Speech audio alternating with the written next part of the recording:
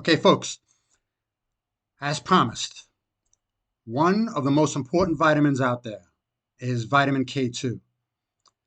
Now, it's obviously always existed, but it's recently been discovered just in like the last three and a half years. And there's now something like 3,000, 4,000 studies on it. Now, the sad thing about what I'm about to tell you is a lot of doctors who don't educate themselves don't even know about vitamin K2. Now, why that's important? If you have a heart condition, you have rotting teeth, and you know a lot of times they go together, I'm going to tell you a fast story about me dumping one of my dentists. I asked the dentist, "Hey, doc, are you helping people with vitamin K2?" He says, "No. Why would I?" He really had no clue what the hell K2 was and what it did. K2 takes the calcium from your veins and it puts it into your bones and your teeth. Now, why is that important in this day and age where the worst, the number one form of death, the number one reason for death in this country is heart attacks? Think to yourself, calcification of veins? Well, K2. Now, since this is only coming out in the last like 3 years, like I said, a lot of doctors still don't know. And I'm not going to say they're bad people. It's just that if you're working 10, 12, 14 hours a day, a lot of them can't educate themselves.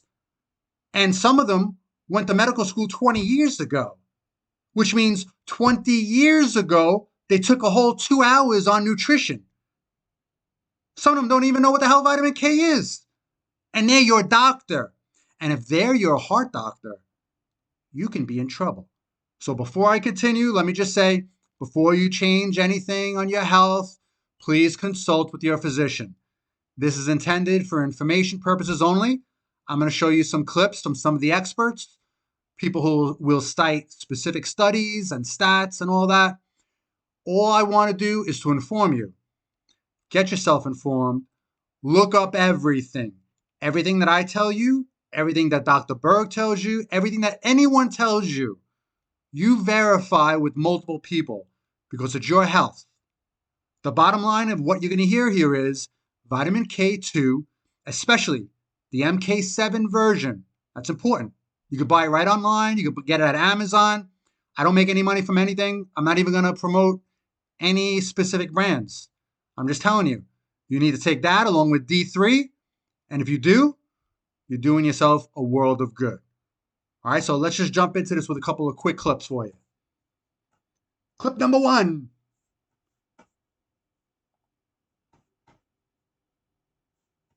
This guy is currently being censored, and it's because of a certain virus, and I won't go into that because we don't want to be censored, as has happened with any political videos. That's why there's only a couple of videos on this channel. It's only health stuff. I'm trying to avoid the politics here. Anyway, here we go. Well, guess what?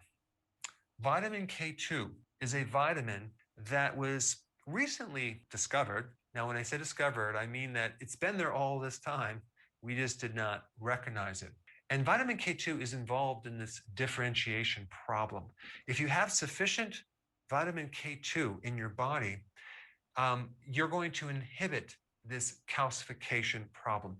You're going to inhibit the osteoblast, the cell that forms bone in the wrong place.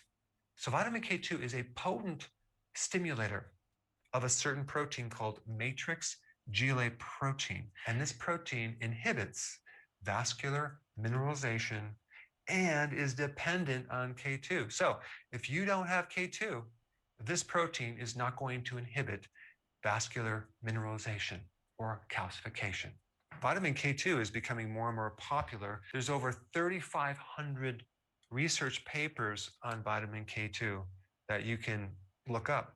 And so vitamin K2 is all about keeping calcium out of the arteries and keeping calcium in the bone and making your bones very, very strong. Now, I believe that the majority of the population is deficient in vitamin K2.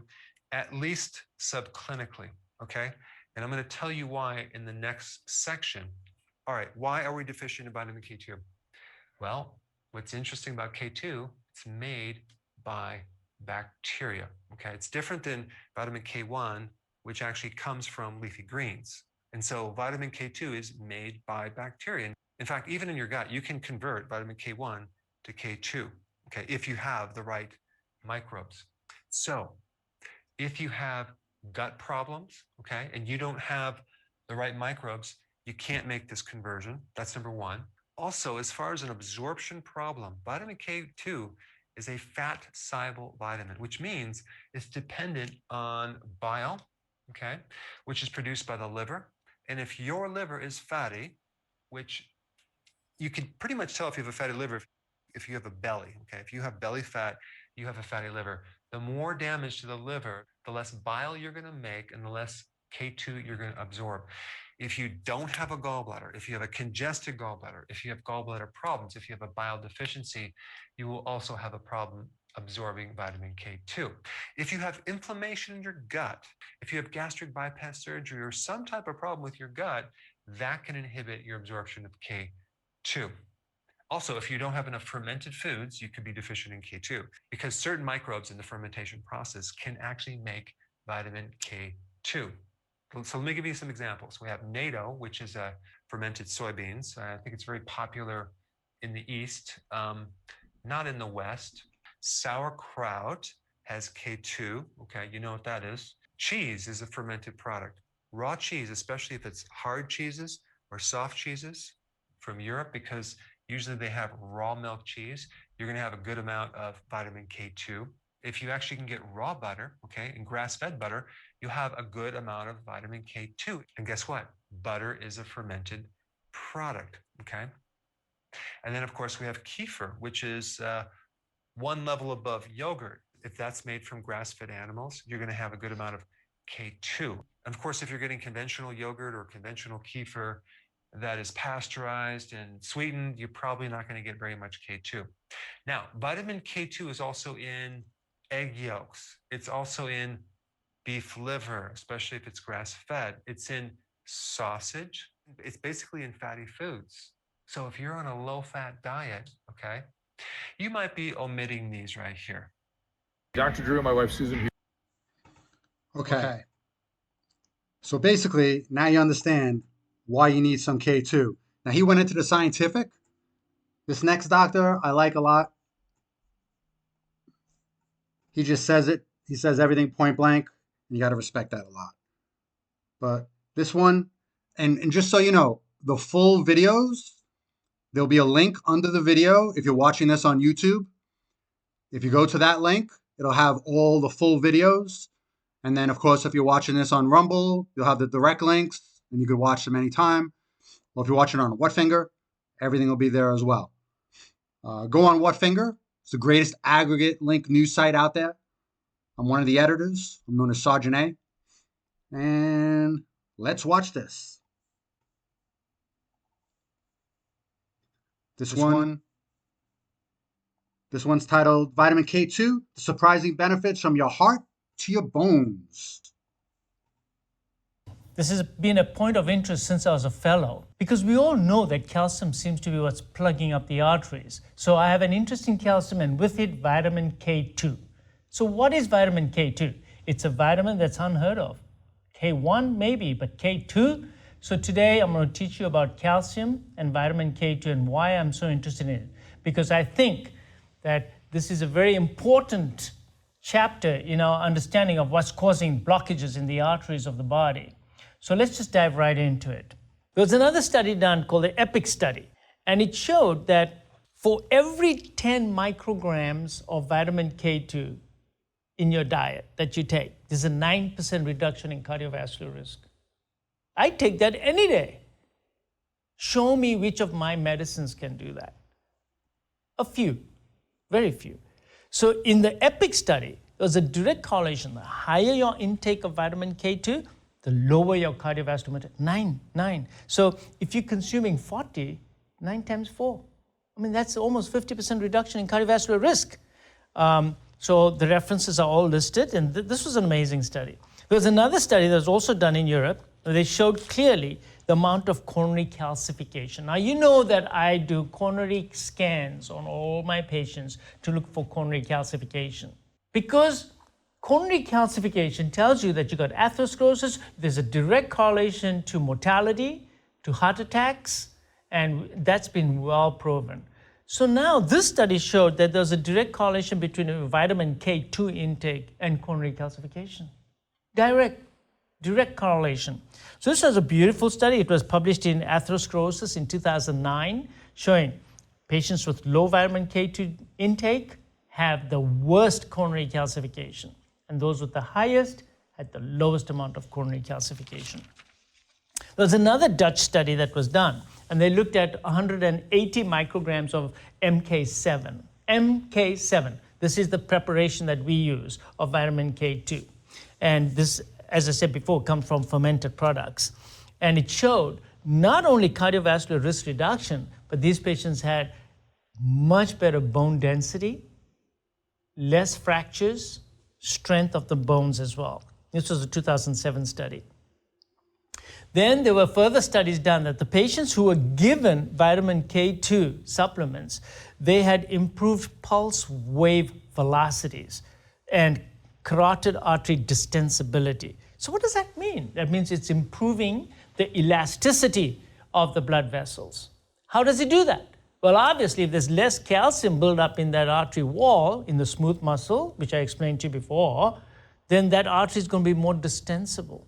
So if it's more distensible, so what? Well, what happens is that the systolic blood pressure will be lower, because when the heart pumps into a rigid tube, the systolic blood pressure is going to be higher because there's nothing accommodating that stroke volume. But when there's more distensibility, that means there's more compliance in the blood vessel because there's less calcium, it's less rigid, you're going to get a lower systolic blood pressure. And we know that systolic blood pressure has a direct correlation to coronary artery disease, cardiomyopathy, congestive heart failure, and total mortality.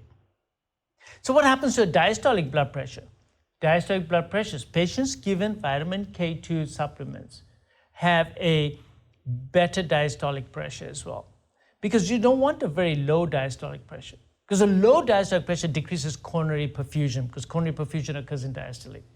So what happens is, if you have vitamin K2 deficiency, you're going to get a high systolic pressure because of non-distensibility of your rigid tubes, your aorta and everything else. And you get a lower diastolic pressure because there's no recoil of the aorta, because diastolic pressure is caused by recoil of the aorta. So it's a double whammy. You don't want stiff arteries. You don't want calcium buildup. And by the way, this process of stiffening of the arteries and losing its elasticity starts in your 20s. So I hope I have your attention here. It starts in your 20s. By the time you're in the 50s and 60s, if you have not taken care of your vasculature, you're going to have stiff arteries, calcification. Yes, you may not have had a heart attack yet, but your physiology is being set up to either have a stroke, heart attack, or heart failure, leading cause of mortality in the Western world. So lots of studies have been done.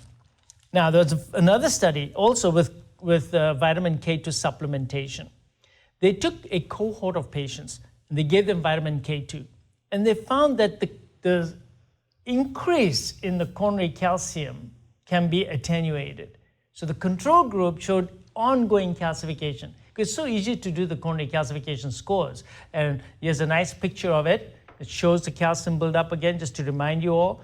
And this coronary calcification was attenuated. You could cause that slope to flatten out with vitamin K2. So you don't get more buildup. Compared to the cohort, the group that was given the vitamins had much less calcification buildup. So any opportunity to decrease the amount of coronary calcium and buildup in your arteries and to improve your elasticity and your distensibility of the vessels, take it. So I give my patients vitamin K2. And my diet has to improve. Diets of what? Eat fermented foods. Fermented foods. So the Japanese eat a lot of natto, N-A-T-T-O, right? That's fermented soybeans, right? If you have a taste for it, then you should have it because that has the highest concentration of vitamin K2. Next is hard cheese like Gouda, the hard cheese Gouda, very high concentration of vitamin K2. Then comes other cheese like the Brie, the French cheeses. They have a lot of vitamins in it because it's the fermentation products. The bacteria produce the vitamin K2 in it. And then kefir comes in there, sauerkraut comes in there. They also have a lot of vitamin K2, but much less in the. All right, I'm going to flash forward just a little bit because there's one more section that I think you need to see, and then we'll wrap it up.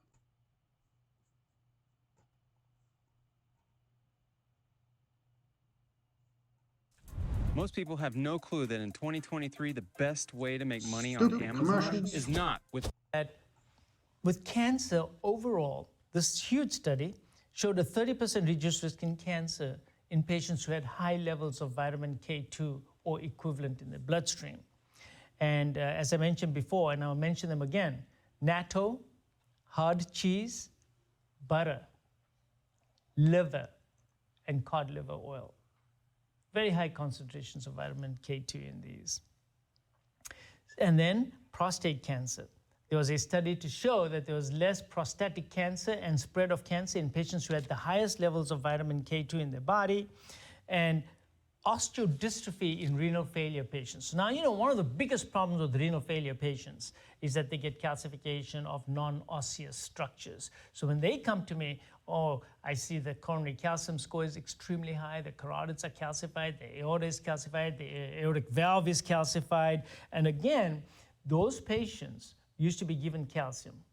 We don't give them calcium anymore because the mortality is very high, and we feel that this is secondary to two factors, vitamin D deficiency and vitamin K2. Now, I've got to tell you about vitamin D at this point, because in order to get the optimal function of your vitamin K2, you also need vitamin D, because vitamin D goes to that same matrix protein and then comes along the K2, and they work together on the matrix protein. So you need good levels of vitamin D as well. That's why we give vitamin D to our patients as well.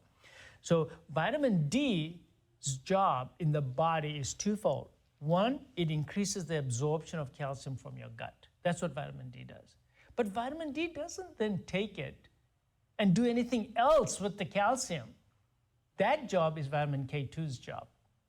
Vitamin D's job is simply to absorb the calcium into your body. What the destination is for that calcium afterwards, whether it's going to go into a vascular structure or into the bone, that's not determined by vitamin D.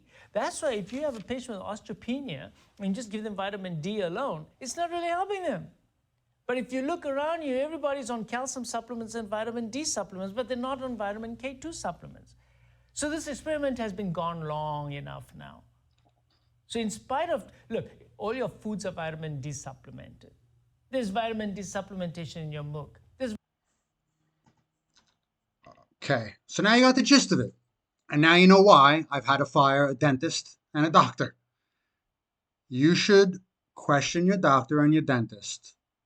Find out about vitamin K, K2, MK7 version, like you've heard from both of the doctors. It's very important. You have D3 as well. Ask them.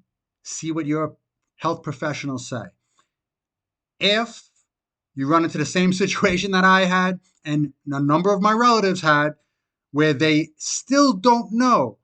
Remember what Dave Asprey said? It takes like 17 years plus before something's realized and generally accepted, and K2 is just going to last like 3 years.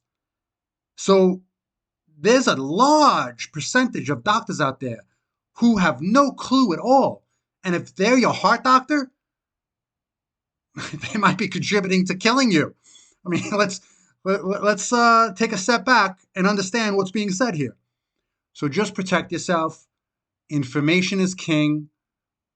Get a second opinion if your doctor doesn't know about K2.